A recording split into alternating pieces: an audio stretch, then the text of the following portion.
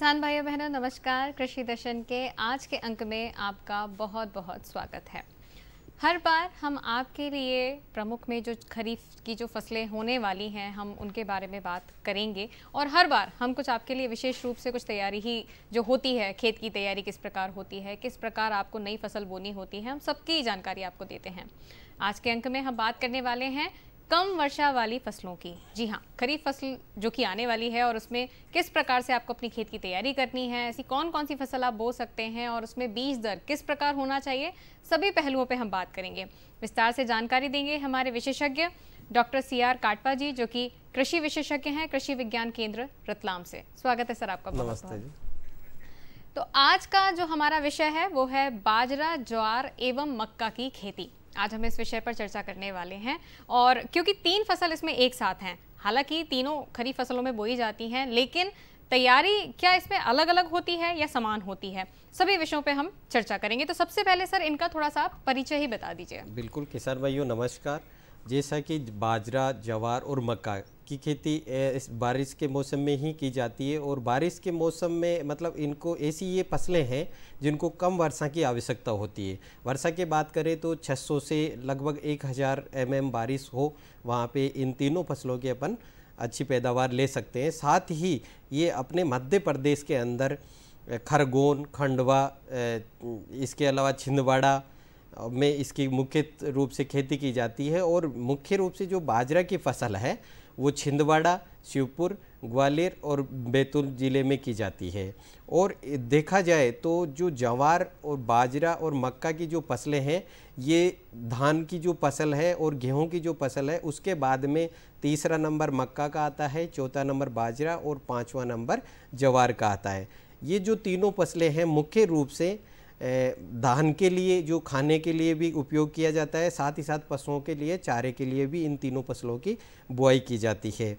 और मुख्य रूप से जो बाजरा है, ज्वार है, मक्का है, ये जो मिनरल्स होते हैं उनकी भरपूर मात्रा भी इसमें पाई जाती है, जैसे प्रोटीन हुआ, कार्बोहाइड्रेट हुआ, आयरन हुआ और जिंक हुआ, जो कि महिलाओं के साथ साथ बच्चों के लिए भी अच्छे स्वास्थ्य के लिए इन फसलों का उपयोग करना चाहिए। तो उनका स्वास्थ्य भी अच्छा रहेगा और पैदावार भी इनकी अच्छी मिल पाएगी अपने को। आजकल तो वैसे ही मल्टीग्रेन का चलन हो गया है, मल्टीग्रेन आटे की तरफ जा रहे हैं, तो उसमें भी मक्का, ज्वार का कह सकते हैं प्रचुर मात्रा यूज होने लग गई है। बिल्कुल। ये तो था इसका परिचय। अब आपने इनका एरिया भी बताया कि कहाँ कहाँ हम बो सकते हैं, लेकिन जलवायु किस प्रकार होनी चाहिए, थोड़ा सा इसके बारे में भी बताइए। जैसा कि मैंने बताया किसान भाइयों की इसके लिए जो फसल है ये बरसात के रूप में, बरसात के समय में ही ज़्यादातर की जाती है ज्वार बाजरा की, और कुछ एरियाज़ में जहाँ पशुओं को चारे के लिए लगाया जाता है तो वहाँ जायद में भी ली जाती है। जबकि मक्का की जो फसल है वो तीनों सीजन में ली जाती है, खरीफ में भी करते हैं, रबी में भी और जायद में भी। तो तीनों मौसम में मक्का तो सूटेबल होती है, लेकिन ज्वार और बाजरा के लिए जैसे कि मैंने बारिश बताया 600 से 1000 mm बारिश होनी चाहिए। इसके अलावा जो भूमि का जो pH मान है वो 6 से 8 के अंदर होना चाहिए। इसके अलावा जिन क्षेत्रों में जैसे 25 से 30 डिग्री सेंटीग्रेड तापमान होता है, ऐसे क्षेत्रों में इनकी अच्छी पैदावार अपन ले सकते हैं। जी सर, यहाँ पे एक छोटा सा सवाल जो है जो आता है कि क्या बारिश अगर मान लीजिए बहुत ज़्यादा हो जाए या बहुत कम हो तो दोनों ही परिस्थिति में क्या बोया जा सकता है? बिल्कुल बिल्कुल। बाजरा, ज्वार और मक्का तीनों ही फसल ऐसी है कि इनको बहुत ही कम आवश्यकता होती है पानी, मतलब बहुत ही कम। अगर 2 बारिश के बीच में अगर 15 दिन या 25 दिन का भी गैप हो जाता है तो बाजरा ऐसी फसल है जो कि उसमें भी सरवाइव कर जाती है, उसमें कोई किसी प्रकार का नुकसान नहीं होता। जैसे कि अलग जो फसलें हैं जैसे गेहूं की है या फिर सोयाबीन की अपन धान लगाते हैं तो इनमें अपने को पानी देना बहुत ही ज़रूरी होता है, क्योंकि ये सूखा ज़्यादा सहन नहीं कर पाती। जबकि बाजरा, ज्वार और मक्का ये तीनों ही फसल ऐसी है कि इनको कम पानी की आवश्यकता होती है और ऐसी जगह इनको बोना भी नहीं चाहिए जहाँ जिन खेतों में पानी भरता हो, क्योंकि ये पानी के प्रति बहुत सहनशील क्रॉप है। अगर ये खड़ी फसल है और अच्छा खासा खेत में पानी भर गया तो ये फसलें गिरने का संभावना होती है और उससे उसके उत्पादन में भी कमी हो जाती है। इसलिए कम वर्षा वाले क्षेत्र में या लगभग सभी जगह इनकी खेती की जा सकती है। बिल्कुल। यहाँ पे हम किसान भाइयों को बताना चाहेंगे कि मक्का, ज्वार और बाजरा की जो अच्छी प्रजातियां हैं वो आप हमारी टीवी स्क्रीन पे देख सकते हैं, जो कि स्क्रॉल में चल रही हैं। साथ ही इनके बारे में हम विस्तार से भी बात करेंगे, लेकिन अभी आप अगर नोट करना चाहें तो प्रजातियां नोट कर सकते हैं।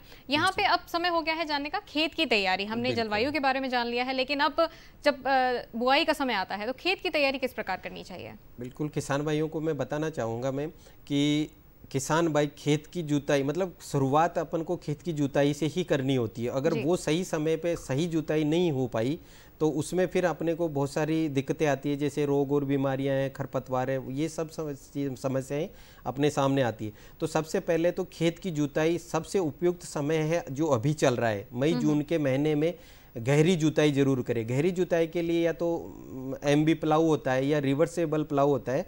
तो मई जून के महीने में अगर अपनी मिट्टी को अपन पलट देंगे तो उसके बहुत सारे फायदे हैं, जैसे कि अधिक तापमान, अभी देख रहे हैं कि 47 डिग्री 48 डिग्री टेम्परेचर हो रहा है। तो ऐसे में क्या होगा कि जब भी अपन रिवर्सिबल प्लाऊ या प्लाऊ चलाएंगे तो आप देखते होंगे कि खेतों में जैसे प्लाऊ चलता है तो पीछे पीछे कुछ पक्षी कुछ चुगते रहते हैं, तो वो ऐसे कीटों को खाते हैं जो अपनी फसल को नुकसान पहुंचाते हैं। तो इस समय उनका इलाज हो जाएगा। इसके साथ साथ ही अगर जैसे गहरी जुताई कर रहे हैं तो कुछ ऐसे खरपतवारों के बीज होते हैं जो कि अधिक गर्मी सहन नहीं कर पाते और वो नष्ट हो जाते हैं। तो वो एक खरपतवारों पे जो अपना खर्चा होना है वो कम हो जाता है। और साथ ही साथ एक मुख्य बात ये है कि खरीफ सीजन में जो बारिश होती है उससे क्या होगा कि गहरी जुताई होगी तो अपने जो मिट्टी है उसकी जल धारण क्षमता बढ़ती है, उसमें जल का संचयन होता है। तो उसके कारण जब भी अगर मान लो दो बारिश के बीच में गैप आता है तो उस समय अपनी फसल को वो जीवित रखने के लिए उपयोग किया जाता है। साथ ही साथ कि ऑक्सीजन का संचार भी अच्छा होता है। तो इसके लिए अपने को गहरी जुताई के साथ साथ में उसके बाद में 2 कल्टीवेटर से कल्टी करें, उसके बाद में उसको या तो रोटावेटर या पाटा लगा के उसको छोड़ दे, खुला छोड़ दे खेत को बिल्कुल। और जब बारिश हो तो बारिश के लगभग मानो कि आप 15 दिन पहले उसमें अगर अपने को खाद डालना है, जैसे गोबर की खाद हुई FIM, तो अच्छी सड़ी हुई गोबर की खाद का ही उपयोग करें।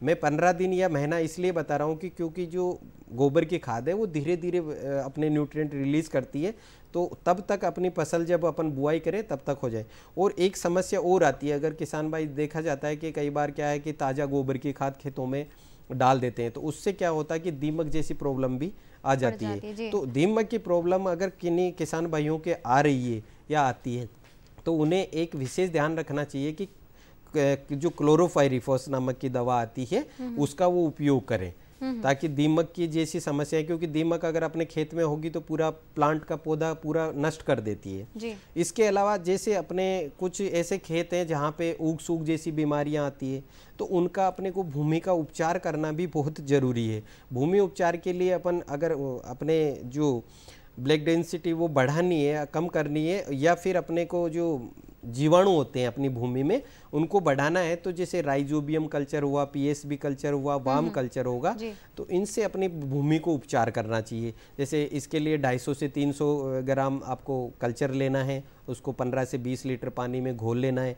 फिर इसके लिए एक क्विंटल लगभग सड़ी हुई गोबर की खाद लेनी है और छायादार स्थान पे उसको मिक्स कर देना है। 2-3 दिन के लिए उसको ऐसे ही रख देना है। तो फिर क्या होगा कि उसमें जो सूक्ष्म जीवाणु होते हैं उनकी संख्या बहुत ज़्यादा बढ़ जाती है। फिर उसमें थोड़ा और गोबर मिक्स करके आप अपने 1 एकड़ में लगभग 2 क्विंटल खाद आप डाल दोगे तो आपकी जो भूमि की दशा है वो और भी अच्छी हो जाएगी और उससे अपने उत्पादन में भी अच्छी बढ़ोतरी होगी। अच्छा, यहाँ पे आपने एक बात बताई है कि जो भी हम जो खाद डालेंगे वो हम बारिश से पहले डालेंगे, तो हम ये मान सकते हैं कि जो बारिश अभी आने वाली है, जो पहली बारिश आएगी मानसून में, उसके पहले हमें ये सारी तैयारी करना है। हाँ, लगभग 1 महीने पहले जो अपन जो ऑर्गेनिक खादें जिन्हें कहते हैं वो 1 महीना पहले अपने को अपने खेत में डाल देनी चाहिए बारिश आने से पहले। बाकी और जो खादें हैं वो तो उपयोग करना है, तो उनका वो अलग है कि जैसे उर्वरक अपने को डालने हैं, तो उर्वरकों में विशेष तौर से कई बार देखा है मैंने किसान भाइयों को कि DAP और पोटास ऊपर से यूज करते हैं, जबकि वो बिल्कुल गलत है। किसान भाइयों को अगर उर्वरक देने हैं तो जैसे फास्फोरस कोई भी फर्टिलाइजर है, जैसे DAP हुआ, NPK हुआ या पोटेशियम हुआ, तो वो बुआई के समय ही किसान भाइयों को भूमि में डाल देना चाहिए। तो उससे क्या होगा कि जो अपनी फसल जो लेने जा रहे हैं उससे लगभग 4 से 5 सेंटीमीटर नीचे गहराई में फास्फोरस और पोटास देना चाहिए। जब वो जड़ के संपर्क में आता है पौधे को, तभी फास्फोरस और पोटास अपने पौधे को मिल पाती है और अच्छी उसकी जो जड़ होती है, जड़ जमाव अच्छा होता है और उत्पादन भी अच्छा होता है।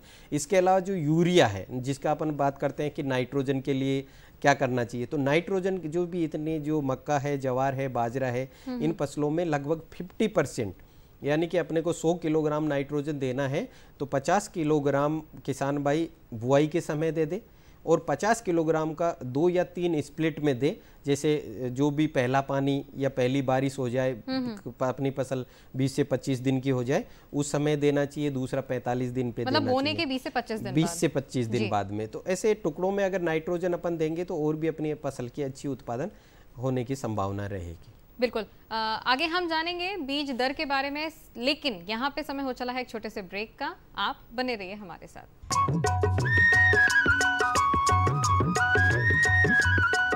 अरे सुन तो।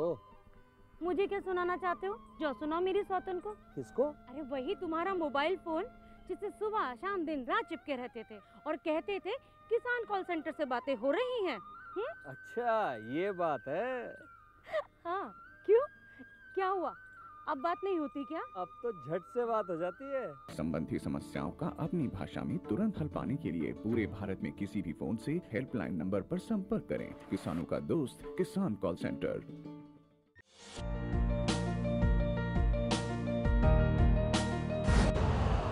यूरिया का स्वदेशी उत्पादन 70 लाख टन बढ़ाने के लिए 6 उर्वरक संयंत्रों का उद्धार किया जा रहा है।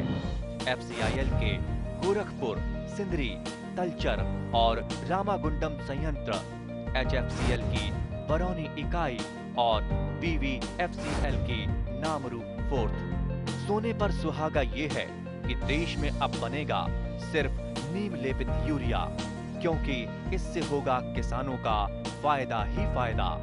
अनाज का उत्पादन 10% तक बढ़ेगा।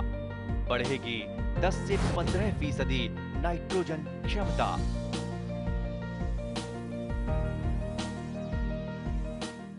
ब्रेक के बाद एक बार फिर से आप सभी का स्वागत है कार्यक्रम कृषि दर्शन में। और आज हमारे साथ विशेषज्ञ हैं डॉक्टर CR काटवा जी, और हम विषय पर चर्चा कर रहे हैं बाजरा, ज्वार एवं मक्का की खेती के बारे में। साथ ही आपको एक बार फिर से याद दिलाना चाहूँगी कि इनकी जो अच्छी प्रजातियां हैं वो आप देख सकते हैं हमारी टीवी स्क्रीन पर नीचे स्क्रॉल में, आप उनको नोट भी कर सकते हैं। और क्योंकि हम ब्रेक से पहले बात कर रहे थे खेत की तैयारी के बारे में, अब समय हो चुका है बीज के बारे में जानने का कि क्या उसका उचित बीज दर होना चाहिए। इसके बारे में थोड़ा सा बताइए। बिल्कुल, किसान भाइयों को मैं बताना चाहूँगा कि बीज दर बहुत ही पैदावार में मायने रखती है। अगर आपका उचित बीज दर नहीं है तो आपको खेती में नुकसान हो सकता है। जैसे कि अपन अगर सीड ड्रिल से बुआई करते हैं तो जैसे बाजरे की फसल है तो उसे 4 से 5 किलोग्राम 1 हेक्टेयर के लिए इनफ होता है, मतलब पर्याप्त बीज दर 4 से 5 किलोग्राम। लेकिन किसान भाई क्या करते हैं, कई बार फूंक के बोते हैं तो लगभग 10 से 12 किलोग्राम बीज वो डाल देते हैं। उसमें क्या होता है कि उन फिर पौधों की डेंसिटी ज़्यादा हो जाती है, घनता जिसे कहते हैं। उसके कारण फिर जितनी जो बढ़वार पौधे करनी है वो बढ़वार नहीं कर पाते और उनका उत्पादन में लॉस हो जाता है। हाँ, इसी प्रकार ज्वार की अगर अपन बात करें बीज दर की तो लगभग 12 से 15 किलोग्राम प्रति हेक्टेयर उपयोग करना चाहिए। इसके अलावा जो मक्का मेन है तो मक्का के लिए अपन किसान भाइयों को बताएं कि लगभग संकर जो प्रजातियां होती है उनमें 12 से 15 किलोग्राम प्रति हेक्टेयर ले, और जो कंपोजिट प्रजातियां होती है 15 से 20 किलोग्राम। और अगर इनमें चारे के लिए अगर मक्का की फसल किसान भाइयों को बोनी है तो उसे 40 से 45 किलोग्राम प्रति हेक्टेयर बीज दर उनको रखनी होगी। ठीक है, यहाँ पे हमने बीज दर के बारे में भी जान लिया है, तो अब समय हो गया है जानने का उपयुक्त समय कि कब होता है इनका उपयुक्त समय जब हमें बोना है बाजरा, ज्वार, मक्का। क्या इनका एक ही समय होता है या अलग अलग समय पे बोया जाता है? मैं बताना चाहूँगा मैं किसान भाइयों को कि इसके लिए पहली चीज़ तो अपनी डिपेंड करती है बारिश पे जी, कि अपनी बारिश कब हो रही है और अच्छी बारिश कब हो रही है कि जब अपन बाजरे की बुआई कर सकते हैं। लगभग 5 से 8 सेंटीमीटर तक बारिश हो जाए तब अपने को बाजरा, ज्वार या मक्का की अपने को बुआई करनी चाहिए। इसके लिए किसान भाइयों को मैं बताना चाहूँगा कि लगभग अपने यहाँ मानसून जून एंड में, लगभग जून का महीना खत्म होने को आता है तब, या फिर जुलाई के फर्स्ट वीक में अपने को बारिश हो जाती है, पहले सप्ताह में। तो किसान भाई को उस समय एक उपयुक्त अपने को फसलों की बुआई करने का एक उपयुक्त समय है ज्वार और बाजरा के लिए। बात करें मक्का की, तो मक्का को खरीफ में तो इसी समय जब बारिश हो जाए तब। इसके अलावा अगर मक्का की खेती किसान भाई करते हैं तो अगर सर्दियों में मक्का उगानी है किसान भाइयों को तो अक्टूबर नवंबर के महीने में किसान भाइयों को बुआई करनी चाहिए। और अगर जायद की फसल ले रहे हैं किसान भाई तो उनको फरवरी मार्च में बोना चाहिए। जैसे ज्वार और बाजरा भी जायद में कहीं कहीं किसान भाई लेते हैं तो उनको फरवरी माह में उनके बुआई कर ही देनी चाहिए, तो उससे क्या है अच्छा उत्पादन होता है। जी वैसे तो हमारे किसान भाइयों ने, मुझे उम्मीद है कि नोट कर ली होंगी अच्छी अच्छी प्रजातियां कौन सी हैं, लेकिन फिर भी आप अगर थोड़ा सा उस पर अगर थोड़ा सा प्रकाश डाल के बताएं कि अच्छी प्रजातियां जिनसे अच्छा उत्पादन हमारे किसान भाई प्राप्त कर सकें। बिल्कुल, मैं बताना चाहूँगा कि किसान भाई अच्छी प्रजाति जैसे बाजरा की बात करें तो बाजरा के लिए किसान भाई MPMH 17, RHB 173 और JCB 4, इसके अलावा कुछ प्रजातियाँ GHB 526, GHB 528 और GHB 558 का भी उपयोग कर सकते हैं बाजरे के लिए। इसके अलावा अगर ज्वार की बात करें तो CSH 13, CHH 14, CSH 18, CSH 19 और JJ 741 या JJ 938 का भी उपयोग कर सकते हैं। इसके अलावा ज्वार की एक अच्छी नई प्रजाति आई है जो जायद फसल के लिए भी अच्छी है और खरीफ फसल के लिए भी अच्छी है, तो उसके लिए किसान भाई RVJ 1862 का उपयोग करें। जी एक यहाँ पे जो सवाल है वो है अंतर्वर्तीय फसलें का कितना ज़रूरी होता है? ये बहुत ही जरूरी है। अगर किसान भाई अच्छा उत्पादन चाहते हैं तो उसके लिए अंतर्वर्ती फसलों का उपयोग करना चाहिए, क्योंकि क्या होता है कि कई बार बारिश पे आधारित खरीफ के मौसम की फसलें होती है तो कई बार कुछ फसल अपनी ऐसी होती है कि जो लंबे समय तक जो बारिश नहीं आती है तो सूखा सहन करने की क्षमता होती है, जैसे अपन बाजरा की बात कर रहे हैं। इसके साथ में अगर बाजरा के साथ में अगर मूंग, उड़द, चंवला, अरहर ये सब तिल लगाएंगे तो उनके अगर सही रेशियो में लगाते हैं, जैसे 2 लाइन बाजरे की फिर 2 लाइन या 4 लाइन अपन मूंग उड़द की लगा दें, तो उनसे क्या होगा कि लगभग अपने जो खेत का जो उत्पादन होता है वो लगभग 15 से 20% अधिक उत्पादन होने की संभावना होती है किसान भाइयों को। और इसके साथ में रिस्क भी कम होती है। मान लो कि एक फसल ज़्यादा बारिश के कारण या कम बारिश के कारण खराब हो गई तो दूसरी फसल उसको बचा लेती है। इसी प्रकार अंतर्वर्ती फसलों के साथ साथ में फसल चक्कर भी बहुत जरूरी होता है। मैं बताना चाहूँगा किसान भाइयों को कि कभी भी फसल चक्कर अगर किसान भाई अपनाएं तो जैसे धान्य फसलें लगाते हैं ज्वार, बाजरा, मक्का, तो इसके बाद में जो भी अगर अपनी नेक्स्ट सीजन जैसे रबी सीजन आ रही है तो उसमें वो दलहनी का उपयोग करें। ये दलहनी के लिए वो मसूर लगा सकते हैं, चना लगा सकते हैं। उसमें क्या होगा कि धान्य फसलें होती है उनमें क्या होता है फर्टिलाइजर की रिक्वायरमेंट ज़्यादा होती है, तो अगर दूसरी फसल अपन दलहनी बोएंगे तो उसमें क्या होगा कि कम खाद बीज की आवश्यकता होती है। तो लगभग अपने को 20 से 25% अपने को अगर कम खाद बीज का उपयोग करेंगे तो भी अपनी अच्छी फसल हो जाएगी। जैसे मूंग की फसल है, अपन गेहूं के बाद में जायद में अगर मूंग बो देते हैं तो मूंग को खाद देने की ही जरूरत नहीं पड़ती और अच्छा उत्पादन भी अपने को मिल जाता है। बिल्कुल। यहाँ पे हमने अंतर्वर्तीय जो फसलें होती हैं उनके क्या फ़ायदे होते हैं इनके बारे में जाने हैं। अब क्योंकि समय का अभाव है और विषय जो है बहुत ही विस्तार में है, चलते चलते हमारे किसान भाइयों का बता दीजिए कि क्या सावधानियां उनको बोते समय रखनी चाहिए या कुछ ऐसी विशेष बातें जिनका आपको ध्यान रखना है, और बीज कहाँ से प्राप्त कर सकते हैं? बिल्कुल बिल्कुल, ये बहुत ही अच्छा क्वेश्चन पूछा है आपने। में इसके लिए किसान भाइयों को पहली चीज़ बीज है। जो बीज कहीं भी विश्वसनीय स्रोत जैसे कृषि विज्ञान केंद्र है, कृषि महाविद्यालय हैं, कृषि विश्वविद्यालय हैं या अच्छी सीड जो समितियां होती है उनसे किसान भाई को अच्छा बीज खरीदना चाहिए। उसमें सर्टिफाइड सीड जिसे अपन कहते हैं वो खरीदना चाहिए। इसके अलावा मैं बताना चाहूँगा कि किसान भाइयों को कि बीज दर के साथ साथ में जब भी अगर मान लो कि अपनी बाजरा की फसल है, अगर फसलों के बीच में अगर गैप हो रहा है तो उनमें वो गैप फिलिंग जरूर करें जी, ताकि यहाँ पे सर मैं आपको रोकना चाहूँगी क्योंकि समय का अभाव है और किसान भाइयों हमें उम्मीद है कि आपने इस जानकारी से बहुत ही महत्वपूर्ण जानकारियाँ ली होंगी। इसी के साथ आप हमारे साथ बने रहिए और देखिए खबरें खेती की। नमस्कार किसान भाइयों, खबरें खेती में आप सभी का स्वागत है। आइए पहले नजर डालते हैं मुख्य समाचारों पर। मक्का का MSP 8 वर्षों में 43% बढ़ा। 82 लाख किसानों को सम्मान निधि वितरित। eKYC और आधार को बैंक खाते से लिंक कराए। गर्मी में टमाटर को रोगों से बचाए और धान बीजों का उपचार करें। और अब खबरें विस्तार से। केंद्रीय कृषि मंत्री श्री नरेंद्र सिंह तोमर ने कहा कि भोजन के साथ ही कुक्कुट पालन और एथेनॉल उत्पादन सहित विविध क्षेत्रों में मक्का का इस्तेमाल होने से न केवल भारत में बल्कि विश्व में भी मक्का की लोकप्रियता तेजी से बढ़ रही है। सरकार फसलों के विविधीकरण कार्यक्रम के तहत विभिन्न पहलों के जरिए किसानों को मक्का उत्पादन बढ़ाने के लिए प्रोत्साहित कर रही है। उन्होंने कहा कि पिछले लगभग 8 साल के दौरान मक्का का न्यूनतम समर्थन मूल्य 43% बढ़ गया है। केंद्रीय मंत्री ने ये बात देश के प्रमुख वाणिज्य एवं उद्योग मंडल फिक्की द्वारा आयोजित भारत मक्का शिखर सम्मेलन 2022 के 8वें संस्करण में कही। श्री तोमर ने मक्का क्षेत्र को बढ़ावा देने के लिए सरकार के भरपूर समर्थन का आश्वासन दिया।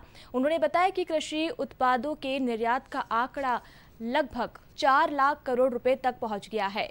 फिक्की की राष्ट्रीय कृषि समिति के चेयरमैन श्री TR केशवर ने कहा कि खाद्यान्न और पोषण सुरक्षा के मामले में मक्का में बेहतर संभावनाएं मौजूद है। ये फसल विविधीकरण के मामले में भी सही मार्ग दिखाती है, साथ ही छोटे किसानों की आय बढ़ाने में ये उपयोगी रही है। उद्घाटन सत्र के दौरान बिहार के कृषि मंत्री श्री अमरेंद्र प्रताप सिंह ने कहा कि भारत में गेहूं चावल के बाद ये तीसरी सबसे महत्वपूर्ण फसल के तौर पर विकसित हो रही है। देश में आंध्र प्रदेश, कर्नाटक, राजस्थान और महाराष्ट्र के बाद बिहार 5वां सबसे बड़ा मक्का उत्पादक राज्य है। भारत स्थित अमेरिकी दूतावास में कृषि मामलों के काउंसलर मंत्री श्री रोनाल्ड वैनडांक ने कहा कि आज जो तकनीक उपलब्ध है उनसे किसान अपना उत्पादन बढ़ा सकते हैं। मुर्गी पालन में मक्का की बढ़ती मांग से भारतीय मक्का क्षेत्र को फायदा होने की संभावना है। मध्य प्रदेश के मुख्यमंत्री श्री शिवराज सिंह चौहान ने कहा कि सरकार का लक्ष्य है कि कृषि को लाभकारी बनाना।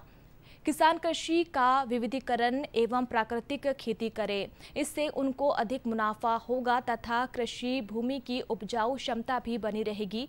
सरकार प्राकृतिक खेती के लिए किसानों को एक बाय रखने के लिए 900 रुपये प्रति माह देगी। गोबर गौमूत्र गुड़ के मिश्रण से तैयार किए जाने वाला जीवामृत मिट्टी की उर्वरता को बढ़ाता है। मुख्यमंत्री रीवा में स्वामित्व योजना में प्रदेश के 3.70 लाख ग्रामीणों को आबादी अधिकार अभिलेखों का वितरण किया। साथ ही मुख्यमंत्री किसान कल्याण योजना में 82 लाख किसानों के खातों में 4-4 हजार रुपए की सम्मान निधि अंतरित की। मुख्यमंत्री ने सांकेतिक रूप से स्कूली बच्चों को निःशुल्क भूमि वितरण भी की।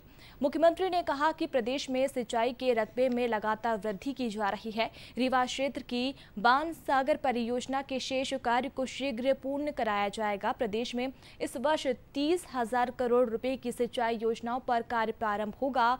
प्रदेश में समर्थन मूल्य पर गेहूं खरीदी की तिथि को बढ़ाकर 31 मई कर दिया गया है। किसानों को गेहूं की कमी न आए, इसके लिए गेहूं के निर्यात पर रोक लगा दी गई है। प्रधानमंत्री किसान सम्मान निधि के सभी पात्र हितग्राहियों को ई-KYC एवं आधार को बैंक खाता से लिंक किया जाना अनिवार्य है। अंतिम तिथि 31 मई नियत की गई है। उल्लेखनीय है कि हितग्राहियों के लिए ई-KYC की सुविधा PM किसान पोर्टल पर, फार्मर कॉर्नर एवं PM किसान ऐप पर निःशुल्क उपलब्ध कराई गई है। इस सुविधा से आधार लिंक मोबाइल पर OTP के माध्यम से ई-KYC की कार्यवाही पूरी की जा सकती है। CSC केंद्रों के माध्यम से भी KYC की कार्रवाई हितग्राही द्वारा OTP बायोमेट्रिक से पूर्ण की जा सकती है। ई-KYC पर आधार को बैंक अकाउंट से लिंक किए जाने की अंतिम तिथि 31 मई की गई है। कृषि विज्ञान केंद्रों के वैज्ञानिकों ने किसानों को सलाह दी है कि तेज धूप से टमाटर के ऊपर पानी सोखने जैसा निशान पड़ता है और पके फल में पीलापन हो जाता है। इस समस्या के बचाव हेतु टमाटर की ऐसी किस्मों का चयन करें जिनकी बढ़वार अधिक हो तथा पत्तियां आलू की पत्तियों की तरह चौड़ी हो। टमाटर के साथ अंतर्वर्ती फसल के रूप में मक्का एवं ढैंचा लगाएं जो टमाटर को छाया कर फलों को तेज धूप से बचा सके। दूसरी समस्या टमाटर के फल का अंतिम छोर सड़ना से फल के हरे रहने पर ही उसके निचले सिरे पर धब्बे पड़ने लगते हैं तथा बीच में पानी सोखने जैसा निशान बन जाता है। अंत में फलों में सड़न शुरू हो जाती है। खेत में नमी का उचित स्तर बनाए रखें और पौधों को सहारा दें और 0.5% कैल्शियम क्लोराइड का छिड़काव फसल पर समय समय पर करें। इसी प्रकार तापमान अधिक होने पर टमाटर के फल फट जाते हैं और सिंचाई अंतराल अधिक होना तथा बोरेन पोषक तत्व की कमी के कारण फल फट जाते हैं। इसके लिए प्रतिरोधी किस्मों का चयन करें तथा सिंचाइयों का अंतराल कम करें और बोरेन 0.3 से 0.4% का पहला छिड़काव नर्सरी अवस्था में ही करें और दूसरा छिड़काव रोपाई के 3 से 4 सप्ताह के बाद करें तथा फसल लगाने से पहले 4 से 6 किलोग्राम बोरेक्स प्रति एकड़ की दर से खेत में मिला दें। खरीफ सीजन प्रारंभ हो गया है। मौसम विभाग ने भी अच्छे मानसून की भविष्यवाणी की है। इसे देखते हुए धान लगाने वाले कृषक नर्सरी डालने से पहले बीज उपचार कर विशेष ध्यान दें जिससे अच्छी पैदावार हो सके। सबसे पहले धान बीज की छनाई एवं छटाई करें, फिर 10 लीटर पानी में 1700 ग्राम नमक डालकर उसे पानी में अच्छी तरह से मिलाएं। इसके पश्चात छटी हुई धान को बाल्टी में रखकर नमक के घोल में डुबोएं और फिर चलाते रहे। पानी शांत हो तब बाल्टी में तैरते हुए बीजों को छोटी छन्नी के सहारे अलग कर दें। ये क्रिया तब तक करें जब तक तैरने वाले बीज पूरी तरह से ना निकल जाए। इसके बाद बाकी बीज को अच्छी तरह से मिलाकर सुखाना चाहिए। सूखे बीज को 3 ग्राम थायरम किलो प्रति बीज के हिसाब से उपचारित करें, फिर बीज नर्सरी में डालना चाहिए। ये क्रिया अत्यंत उपयोगी है। इस बीज उपचार से बीज निरोगी हो जाता है तथा बेहतर अंकुरन के साथ पैदावार भी बढ़ती है। तो किसान भाइयों, आज के खबरें खेती में इतना ही। दीजिए अनुमति। नमस्कार। तो किसान भाइयों, आज के अंक में फिलहाल इतना ही। फिर होगी आपसे मुलाकात अगले अंक में। तब तक के लिए मुझे दीजिए आज्ञा। नमस्कार।